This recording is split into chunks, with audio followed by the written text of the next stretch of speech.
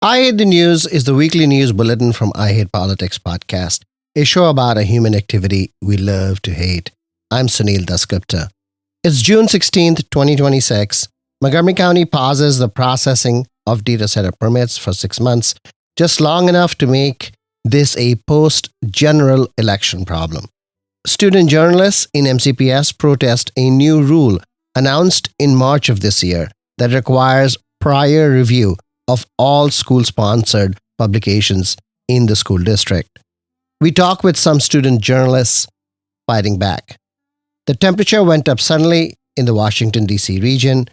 We have crowdsourced data on MCPS schools affected by HVAC failures. And Delegate Chris Fair from Frederick County has an explainer for what happens with the replacement ballots Maryland had to send out. And more. Stay with us.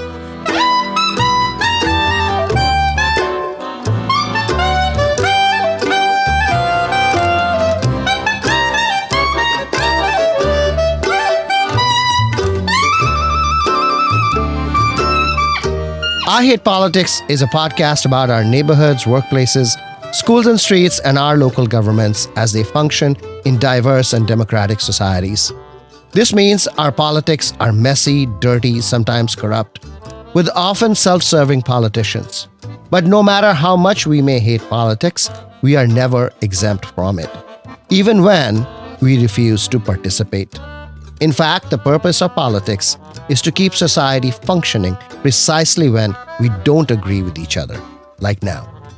Music for this episode comes from Baltimore-based musician Seth Keibel's newest album, Clarinet Without a Net. Marcel Penzies on trombone, Simone Barron on accordion, Tara Linhart on mandolin, Elliot Seppa double bass, Haroon Alam tabla, and Seth Keibel himself on the clarinet. Jeff Gruber at Blue House Productions in Silver Spring recorded, mixed, and mastered the album.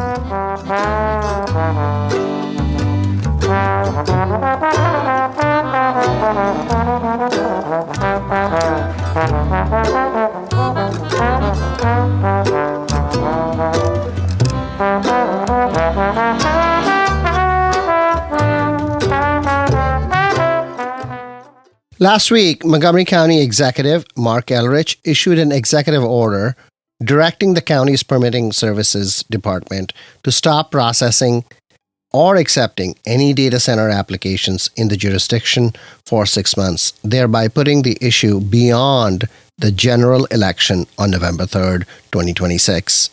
Here is County Executive Elrich explaining his decision. What this order does is create time for Montgomery County to establish clear rules and expectations before applications begin moving through the permitting process. Right now, Montgomery County does not have regulations that specifically address data centers. We have zoning and permitting rules that apply generally to development, but we do not have a framework that fully addresses the unique issues that are raised by data centers. These issues include energy consumption, water use, environmental impacts, visual impacts on neighboring communities, effects on parks and natural resources, and the demands these facilities place on our infrastructure. The County Council has already held a public hearing and is in the process of considering what those rules should look like. At the same time, the state of Maryland is conducting a comprehensive assessment of data centers and their impacts. That work is expected to continue through this year. I believe it makes sense to have those discussions and have them take place before permit applications move forward.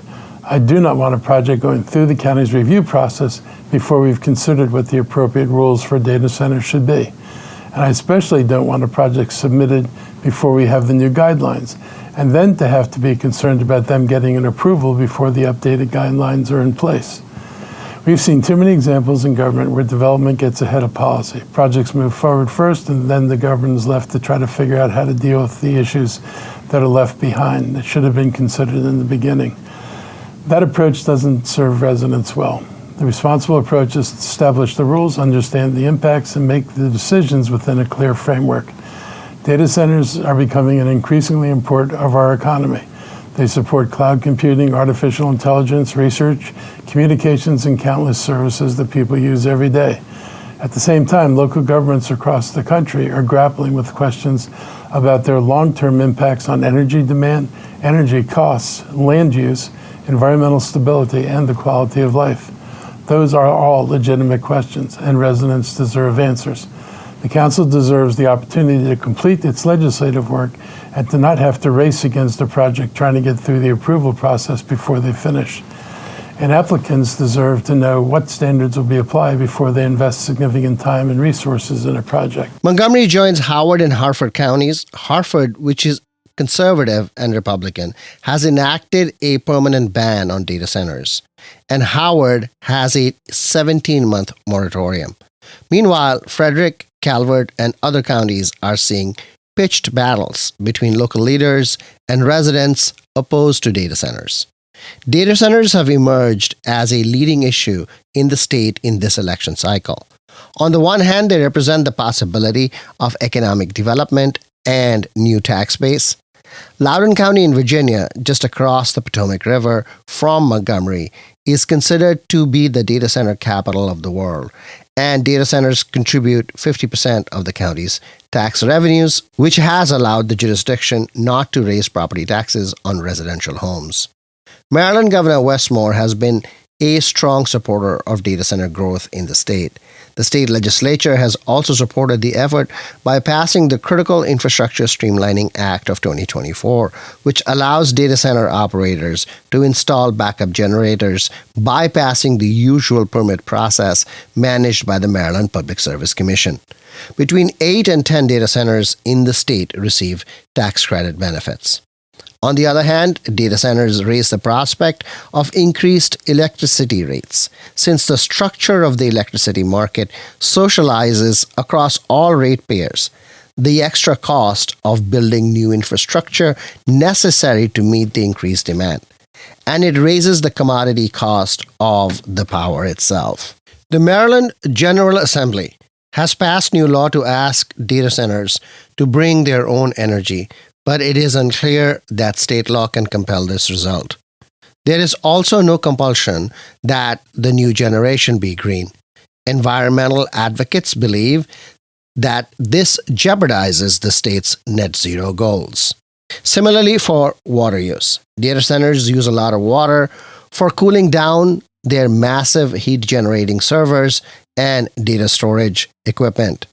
This water is pulled from public rivers and aquifers, WSSC, which supplies water to Montgomery and Prince George's counties in Maryland, have raised their rates by over 60% since the pandemic. It is unclear how much of the rate increase is due to data center demand. Montgomery County Council recently approved yet another water rate increase for the next year without any public. Data centers are also well known for emitting a loud hum that opponents say disturbs sleep and other everyday activity. Except Harford, where data centers are now permanently banned, most of the data center proposals in the rest of the state have targeted old industrial land, like the old Dickerson power plant in Montgomery County, and the East Alcoa plant in Frederick, and the nuclear power campus in Calvert Cliffs. There are questions whether Maryland on its own can stem electricity demand or Potomac water use, given Virginia's embrace of data centers is already causing electricity rates and water usage to rise. Both Maryland and Virginia are part of the same 13-state electricity grid, which functions as a common market. Transmission lines limit how electricity reaches markets, and that means that there is some variability in the demand and supply balance, even within the 13-state common market. Montgomery County already has several small data centers. The new executive order applies to one or more buildings being used primarily to house computer or network systems, computer storage, servers, and associated infrastructure. Presumably, this means the executive order applies to larger data centers, and the decision what to do with them will now be taken after the general elections are over in November, and a new county executive and a new council are installed.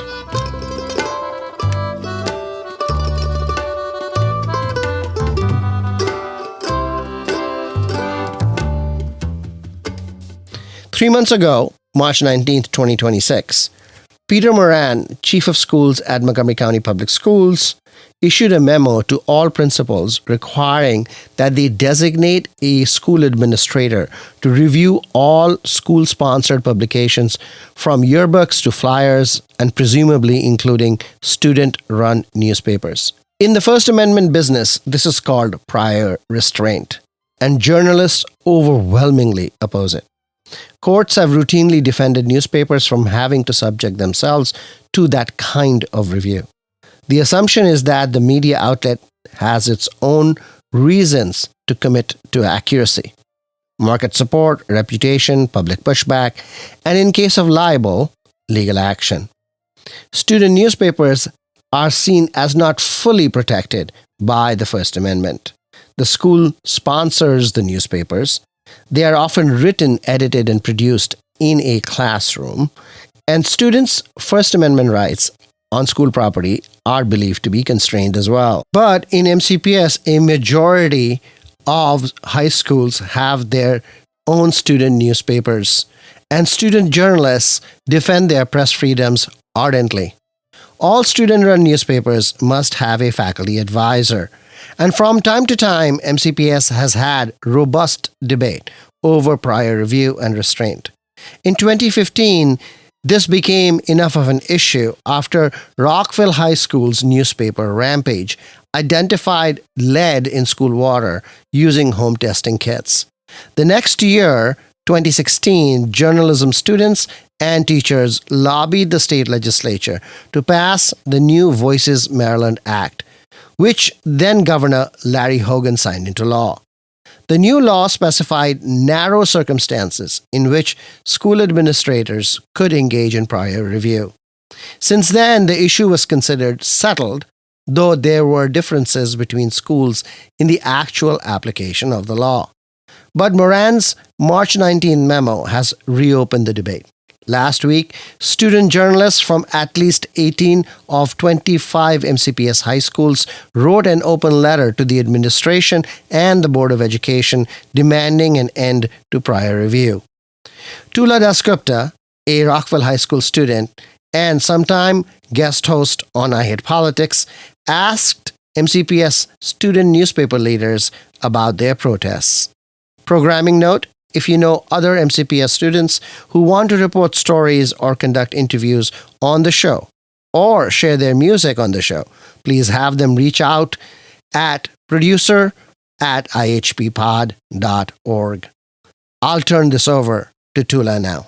Hi, this is Tula Dasgupta. My first guest is Ian Chen, features editor for Richard Montgomery High School's newspaper, The Tide, and one of the student leaders organizing the open letter to MCPS administration. I first began this open letter effort when my advisor showed us the memo in class, and my immediate reaction was, this is absolutely absurd. We need to do something about it. So over the past, I would say, month or so, I've been working on organizing a coalition of other journalists across the county to make sure we return to the previously board negotiated policy that does comply with the Maryland Nude Voices law. Peter Moran's March 19th memo sought to change how student journalism is conducted in MCPS.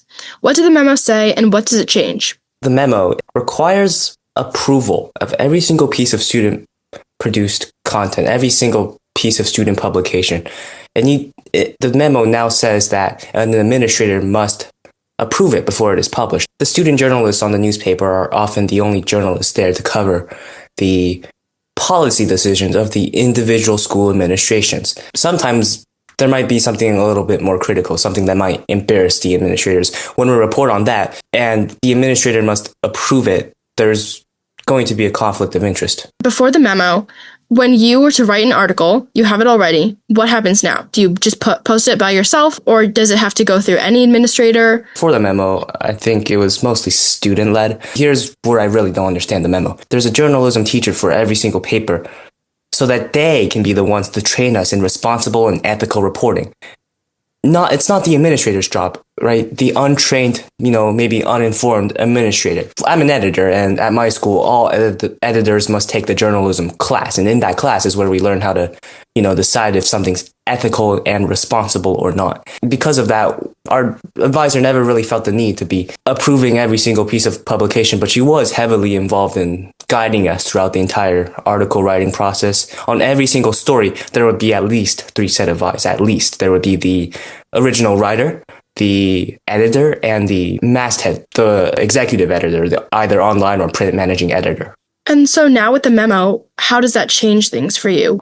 Journalism is all about being timely. If an administrator has to approve a story before it's published, that just slows down everything. There's days where we have breaking news happening. For example, I remember the Wooten shooting a day after they had a story ready. The memo requires a principal to designate a single administrator to be reviewing every single piece of student publication. And already administrators are so busy. They work on the weekends oftentimes. It's fair to say we publish probably 1,000 words of content a day. Who has time to be reviewing that? Right? Who has time to be reading that and looking for mistakes, errors? I mean, that's the work we're putting in already.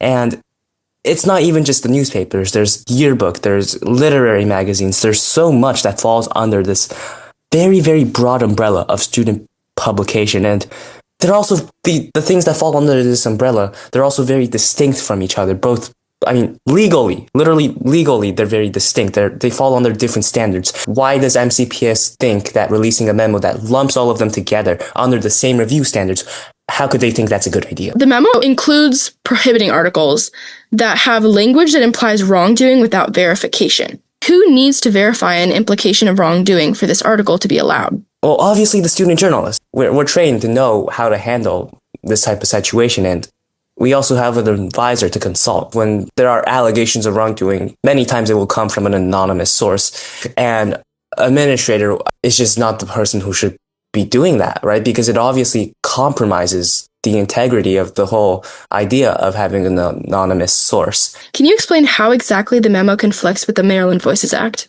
The most obvious way the memo is inconsistent with the law is that the list of content that administrators are instructed to censor outright, this list falls far beyond the purview of the New Voices Act. And because in the New Voices Act, there's a specific list of content that is legally censorable, and that includes content that is libelous or slanderous, constitutes an unwarranted invasion of privacy, violates federal or state law, or incites students to create a clear and present danger of an unlawful act, the violation of county board policies, or material and substantial disruption of the school. And the memo doesn't follow that, right? And that's a problem because, for example, it instructs administrators to censor things such as the ridicule of individuals or groups. But that term could very easily be used to describe ordinary journalism, like criticism and opinion essay. There is a Supreme Court case about this. I believe it was in the 1980s or 90s. It was Hazelwood School District v. Kohlmeyer. So the decision says that schools do reserve the right to censor student journalism. How is the New Voices Act legal under that Supreme Court decision, which was like a landmark decision for its time? There's a sizable minority of states who've also passed the same legislation, and there's a growing advocacy movement to get these laws passed in all of the states. And the whole idea of these laws is to basically reverse that court case you were talking about. The state laws bring us back to the Tinker v. Des Moines standard, which gives the students far more power, gives the students far more freedom. And that's what we want. If this petition is unsuccessful, if this movement against the memo is unsuccessful, what is the next step? Friday, the MCPS spokesperson released a statement to the press. They say, nothing in the memorandum interferes with student journalism or imposes prior restraint. And that's just shamelessly false. And 6 national journalism organizations agree. We're going to keep on applying the public pressure. We're going to keep on trying to get this policy changed. We still haven't officially heard back from the board or from the superintendent. Ian Chen, thank you. Next, I talked with Zoe Gorbachev, editor-in-chief of Montgomery Blair High School's student newspaper, Silver Chips. The memo is intentionally vague. What they're saying is that principals, school admin should be able to review the school-sponsored media is put out. Flyers, t-shirts. They said publications, which also includes newspapers, but it's kind of vague, intentionally. But what they establish in the memo is that it's for bias or hateful language, because apparently that's been an issue previously. MCPS schools, MCPS publications have put out media that's potentially biased or hateful. Peter Moran's memo came out on March 19th, and the time of this interview is June. So has something changed about the memo? Why has a petition and campaign against this memo become so prominent now? In March, that's when we got it for the first time. We didn't really know what was going on. And obviously people are pushing back against this memo because what are we doing? We got a response from the board and they said, oh, this isn't the final memo. We're going to adjust its wording in order to make sure it's more accurate. And they said, okay, we'll put it out on Friday. And then they didn't put it out on Friday. And they said, oh, wait, no, we'll actually do it on Monday. And then they didn't do it on Monday. And they never actually messaged us back giving us proper wording. So the memo just kind of stuck. And that's the problem we're at, because this is such a blanket statement of we should be able to review everything that you put out as student journalists or as student anything, really. And now we have the Student Press Law Center, we have the Journalism Education Association, or JEA. They have all of these associations on our side because they're looking at it and they're saying this blanket statement is just ridiculous. They can't just stop us from putting out anything. The reason this is coming out now is that we wanted all of the publications, student publications from across MCPS to take part into this movement in order to push back against MCPS to keep this momentum that we have going. The memo includes articles that include language that implies wrongdoing without verification. So that's saying it's prohibited. So, of course, it's important to have verified sources in our publications, but my question is, who needs to verify an implication of wrongdoing in order for this article to be allowed? So what we do at Silverchips is we have this very long process. It takes multiple weeks, actually. When we have a story written, we have it edited, we have it fact-checked, again. We continually go through these rounds of making sure our information's accurate. I'm honestly not sure what the intention is. It's very vague. Right now at Blair, we just have apparently one admin is supposed to be doing this, but it's just very unclear as of right now. They've put out this blanket statement and they're not really specific about how we're supposed to enforce it. Our advisor definitely goes over with us. We talk, we have meetings with the admin if we're about to put out something that's potentially controversial, just for courtesy, right? Because we don't want to put out anything that's going to majorly disrupt our community. Although disruption is important sometimes because sensitive material is sensitive for a reason. It's having an impact on our community. I'm trying to gauge a little bit how much this memo would change things, because right now I'm assuming that a lot of your articles, your publications, are already peer-reviewed, and are they reviewed by your advisor? We go over the stories with our advisor, but he's not like immediately nixing anything if we have an idea. We'll talk through it, we'll see the impacts on our community. But again, it's largely the students. It's a student-run paper, it's a student-funded paper, everything. Do you think that this memo is really going to be followed through on? Because to me, it sounds like a lot of work that a lot of principals and administrators do not want to do. So if the memo continues and is not stopped by this petition, do you think that it really would be followed through on in a lot of schools? MCPS actually did respond in some way, but it was kind of in a ridiculous way. The response was that this memo is not impacting student journalism at all, and they can do. Student journalists are still free to do whatever they find fit and to report at their community, and we're proud of our student journalists, is what MCPS's response was. Which, great, I'm glad you're proud of us, but this memo is trying to, stop us. There's not a clear guideline for them. They don't know when to stop. They don't know when to keep us going, when to let us exercise our own judgment. Therein lies the issue. We don't know, and neither does our admin, because MCPS is not providing enough information for them to follow up on or responding to our asking for. Do you know what the next step looks like? Do you think that it is possible to take MCPS to court, to take Peter Moran to court? We're not sure. It's happened before in plenty of other places. I know there was a case in Alexandria where something happened that's somewhat similar. Where we are in high school, there's only so much we can do. We can try and go to court, but court is always, it's a long-winded, very difficult, very expensive process. We hope that they will take it back now.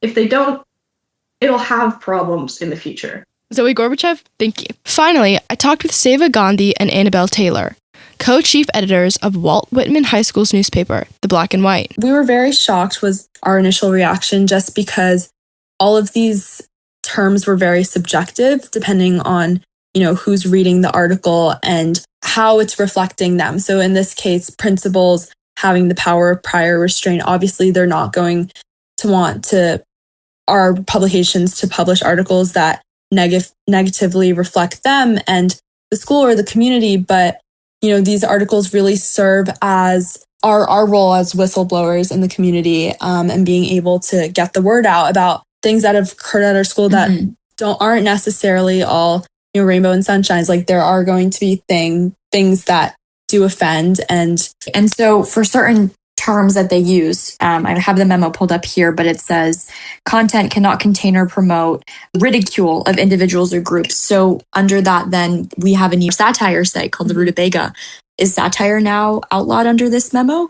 That was not clear at all by the wording. We have photos that have language that implies wrongdoing without verification. That could mean for many of our whistleblowers who we give them the platform on our site, would they not be able to come forward under anonymity? They'd have to be verified by the principal, which that introduces a whole nother power dynamic. We had a story in 2022 about the Bikeathon, which is an event held at our school, and a brave journalist came forward, interviewed a bunch of really brave sources, some under the condition of anonymity, who came forward to talk about repeated instances of sexual harassment at the school fundraiser.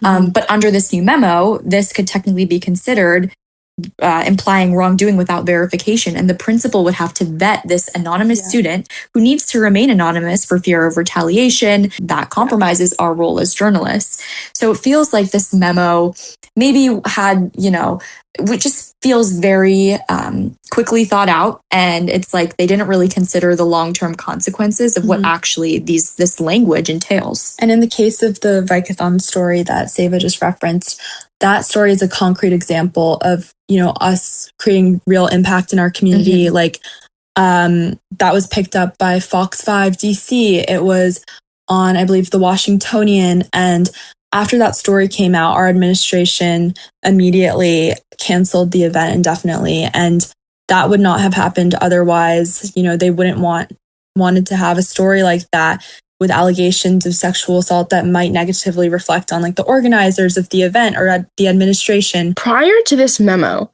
what was considered verification for student journalism? At least for our publication, we don't just publish a story like that. We don't just have a writer write something and we'll immediately platform it.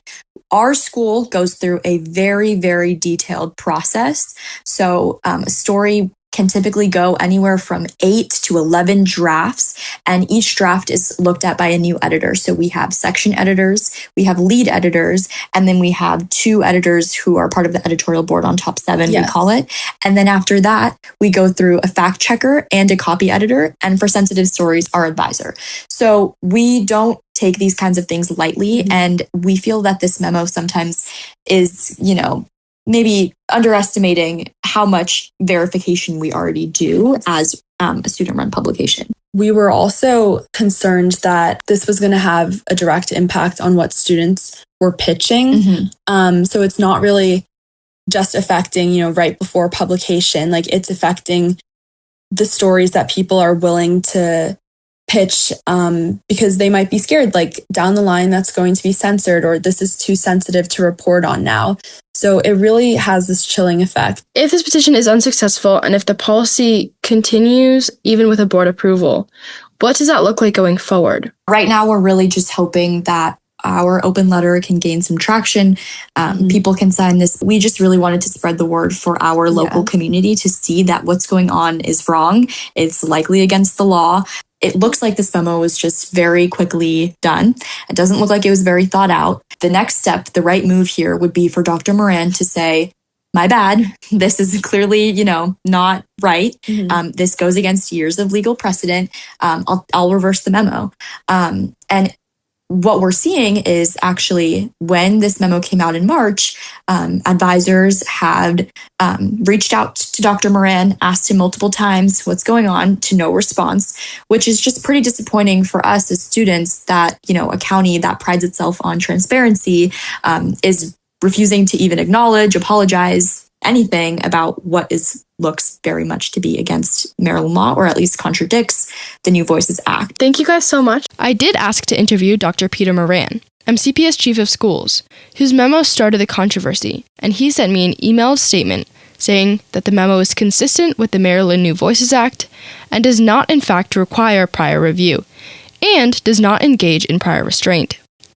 It is unclear to me how Dr. Moran and the students are both right. My invitation to Dr. Moran to join I Hate Politics remains open, and I'm hoping he will take me up on it.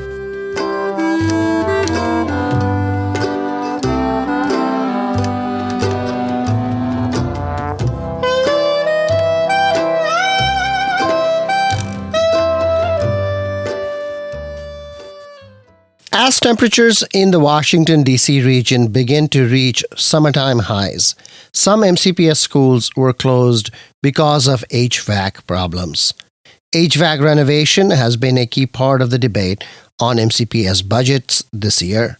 To get a sense of the scope of the problem, here is a crowdsourced list of HVAC failures this month. If you know of others, please send us an email to producer@ihppod.org or reach out on our socials. High schools: Bethesda Chevy Chase High School, Damascus, Gaithersburg, Magruder, Einstein, Northwest, Poolsville, Wheaton, and Wooten all had HVAC problems. Middle schools: Argyle, MLK, Rosa Parks, and Silver Spring International. Elementary schools: Charles Drew, Germantown Elementary, Greencastle, Judith Resnick, Kemp Mill, Pinecrest, Sequoia, Sherwood Elementary, Sligo Creek Elementary, Summit Hall, and Wingate.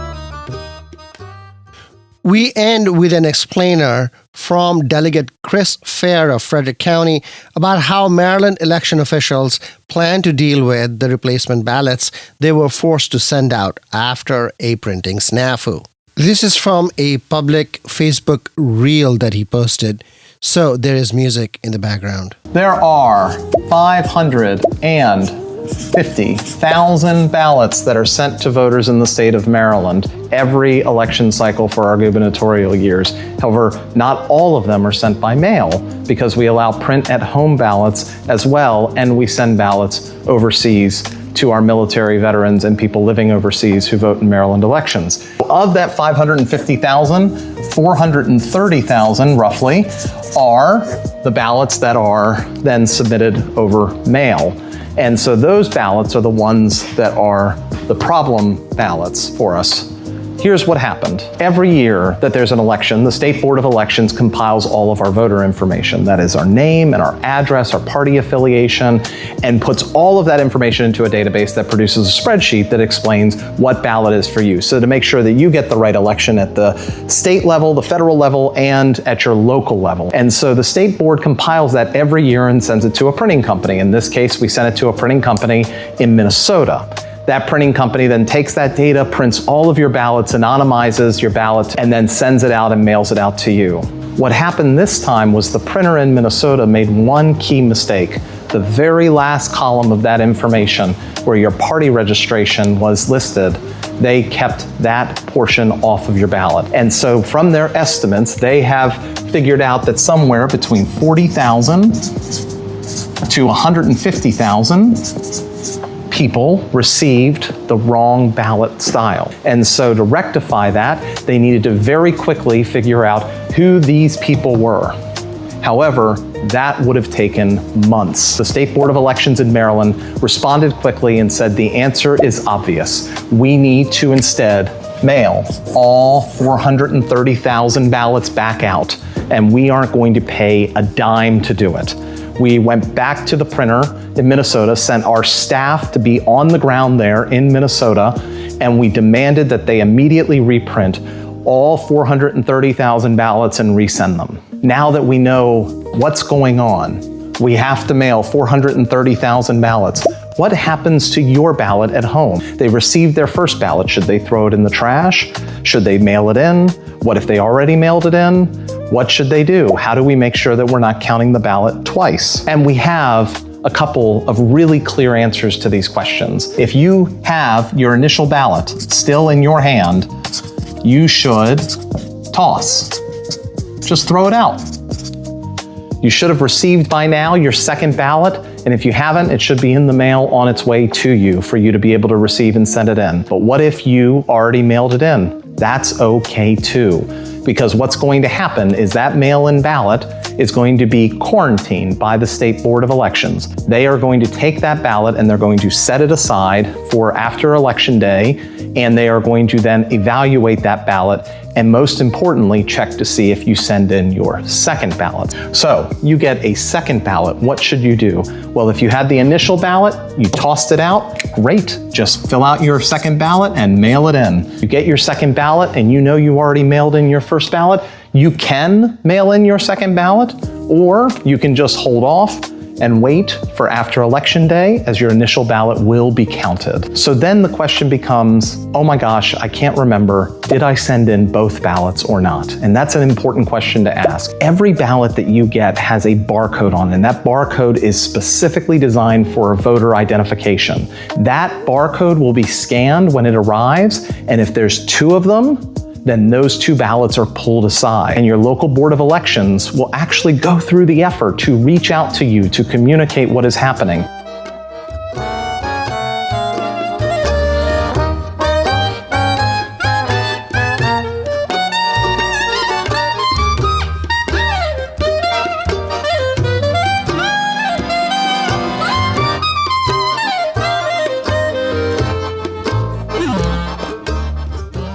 That's all for this episode. Be sure to check out our feature interview series that comes out Friday mornings. I Hate Politics is produced by me, Sunil Dasgupta. Music for this episode comes from Baltimore-based musician Seth Keibel's newest album, Clarinet Without a Net. Marcel Penzies on trombone, Simone Barron on accordion, Tara Linhart on mandolin, Elliot Seppa, double bass, Haroon Alam, tabla, and Seth Keibel himself on the clarinet. Jeff Gruber at Blue House Productions in Silver Spring recorded, mixed, and mastered the album. If you want to share your music on the show or know someone else who might want to, please email producer@ihbpod.org. I hope you'll subscribe and share the podcast as we bring you stories about politics close to you and to your home. See you next time.